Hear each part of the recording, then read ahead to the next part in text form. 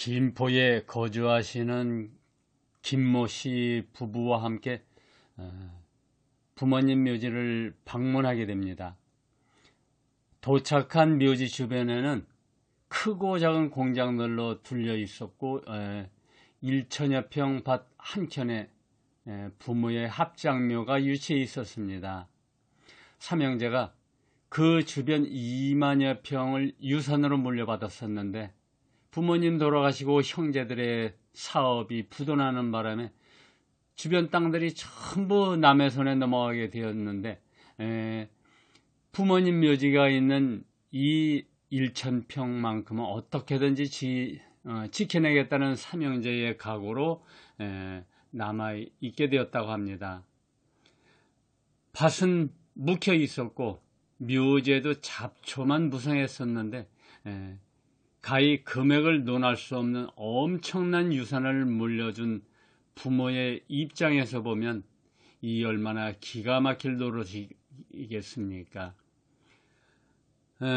묘지를 감정해 보니까 두 줄기의 파장이 겹쳐 있었는데 내 판단으로 보아 자식들이 엄청난 유산을 물려받았음에도 지키지 못했던 것은 당연하였으리라 봅니다.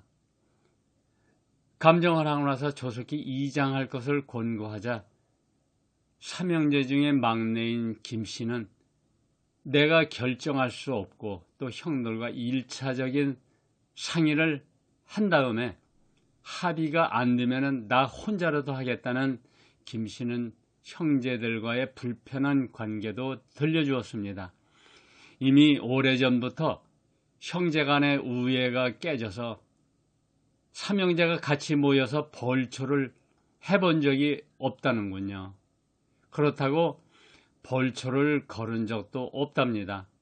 삼형제 간에 서로 얼굴을 부딪히기 싫어하다 보니까 각자가 언제 했는지 몰라도 따로따로 와서 풀을 깎는다는데 이 10여 킬로 이내에 사는 김씨가 어느 날 와서 보면 봉분이 깎여져 있고 또 며칠 후에 와보면은 그 주변에 풀이 또 깎여져 있고 결국 자기의 몫으로 3분의 1 정도가 남겨져 있는데 이런 웃지 못할 형제들의 행태가 수년째 이어지고 있다는 겁니다.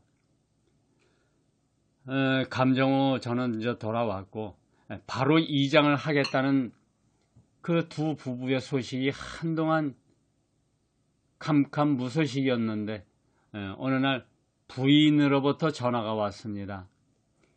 매일처럼 복가되는 부인의 닥달에 이동 아들마저 이런 지금 무얼 더 바라고 이장하느냐며 또 어떤 날은 빨리 이장을 해야겠다는 등등 이렇게 차일피일 2달이 넘도록 남편은 망설였다고 합니다. 그러던 어느 날 전화가 왔습니다.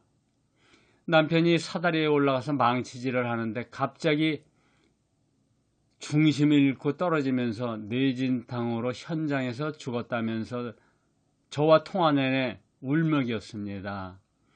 지금이라도 빨리 형제들과 상의해서 부모님 묘지를 이장해 주십시오. 그렇지 않으면 또 다른 화를 자초하게 됩니다. 왜 충분히 막을 수 있었던 일을 자초했느냐며 제가 나무랬습니다. 내가 정한 나 나름의 나쁜 묘지, 그러니까 8에서 10등급 묘지는 자손들에게 언제 어떻게 어떤 화가 닥칠지 모르는 상태이므로 길이나 날짜를 따지지 말고 빠를수록 좋으니 조속히 이장을 해야 합니다. 내가 다니면서 감정을 해보면 공달인 윤달에 이장을 하면 해가 없다는 속설 때문에 그랬는지 윤달에 이장했던 묘지들에서 문제가 더 많은 것을 보게 됩니다. 이런저런 사례들을 많이 겪고 체험하는 나는 그런 이유로 해서 공달, 윤달, 길일 등등을 따지는 것을 적극 배제합니다. 만약에 모든 신들이 쉬러 나갔다는 윤달에 자손들이 묘지를 옮겼다고 합시다. 그러면 나갔던 조상들이 다시 일출해서 돌아와서 보니까 이건 묘지가 옮겨져 있고 또 그 집이 좋다면 모르는데 좋지 않을 때 그걸 가만히 참고 있겠냐는 겁니다. 아마 나부터도 화가 날 일이지 싶습니다. 모쪼록 나쁜 묘지는 이것저것 가리지 말고 하루라도 빨리 옮겨야 합니다. 그런 묘들이 그런 분들이 가장 똑똑하고 현명한 자손들입니다. 아픈 환자가 이것저것 손 없는 날 따지고 또 병원에 가고 길을 따져서 수술합니까? 유독한 환자들에게는 촌각을 다투는 단 1분 1초가 소중합니다. 이렇듯 시급한 묘지는 언제 어디서 어떻게 어떤 방식으로 자손들에게 영향을 끼칠지 모릅니다. 부디 현명한 후손들이 되시기 바랍니다. 세상은 100개 가진 자가 1개 가진 이의 물건을 빼앗으려는 세상입니다.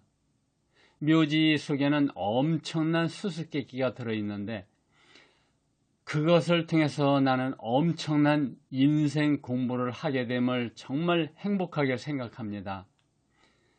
자손들은 땅속 무덤을 알 길 없기에 물이 차 있거나 나무뿌리, 벌레가 들끓는 것이 보인다면 후손된 입장에서 그 누군들 모른 척 하겠습니까? 그러나 본인들이 보이지 않는 상황 속에서 전문가의 감정에 따라서 믿고 믿지 않고는 자유이기에 어떤 집안은 당장이라도 이장 날짜를 잡아달라 하고 또 어떤 집안은 신앙적인 문제, 형제들 간의 불협화음, 또 경제적인 어려움, 부정적인 생각 등등으로 이행치 못하게 되는데 이런 상황에서 참 안타까울 때가 많습니다. 묘지를 파보면은 시궁창보다도 더한 악취와 악조건 속에 묻혀있는 유골에 금목걸이, 금팔찌, 다이아 반지, 심지어 발치 이런 귀금속들이 치장을 한 그런 망자들도 보입니다. 어떤 망자는 그 흔한 귀금속 하나 없이 묻혀있는 망자도 있습니다. 또 어떤 망자는 저승길 노잣돈이라고 해서 10원짜리 동전 3개를 입안에 넣어줘서 물고 있는 망자도 있습니다. 특히 이 동전을 입안에 넣어두면 이 동이 녹이 슬어서 두개골이 그냥 새파랗게 동록에 물들어 있습니다. 정말 보기 흉하지요. 절대 제 강의를 듣는 분들은 입안에 동전 넣지 마십시오. 살아생전에 아기다툼 벌이면서 주변 사람들을 핥히고 또 상처받음에 모았던 재산은 오간데 없고 겨우 동전 세인이 물려있는 모습을 보면 정말 이런 광경은 많은 분들이 보고 깨달았으면 좋겠다는 생각을 해봅니다. 돈은 벌기보다도 쓰는 것을 잘 써야 한다고 하지 않습니까? 벌은 돈은 나보다 어려운 이웃들과 나눌 줄 아는 사람들은 절대로 부정한 방법으로 돈을 벌거나 또 헛되게 낭비하지 않지요. 가치 있게 돈을 쓸 때 그 효용 가치는 빛나고 스스로 다른 사람의 입을 통해서 만방에 그 사람의 이름이 빛나며 후손에게까지 알려지게 될 것입니다. 이게 명당의 가장 크고 중요한 첫 번째 조건입니다. 참고로 강의 안내 드리겠습니다. 이 3월달 강의는 실내 강의입니다. 날짜는 3월 셋째 주 수요일인 3월 20일입니다. 시간은 오전 10시부터 오후 3시까지입니다. 강의 후에 상담을 원하시는 분들과의 만남도 같습니다. 제가 누차 이 동영상 강의 중에 참여 과정을 많이 보여드렸습니다. 그런데 이것을 이제 어떤 분들은 너무 참 보기 흉측하다, 또 식상하다, 이제 그런 분들도 계시고 합니다. 그래서 제가 지금은 이제 각종 사진들, 아주 꽃사진, 풍경사진, 뭐 기타 등등해서 보내드리고 있음을 그 이후로 여러분들 참고해 주시고 이해해 주셨으면 고맙겠습니다. 여러분, 오늘도 함께 해 주셔서 감사드립니다.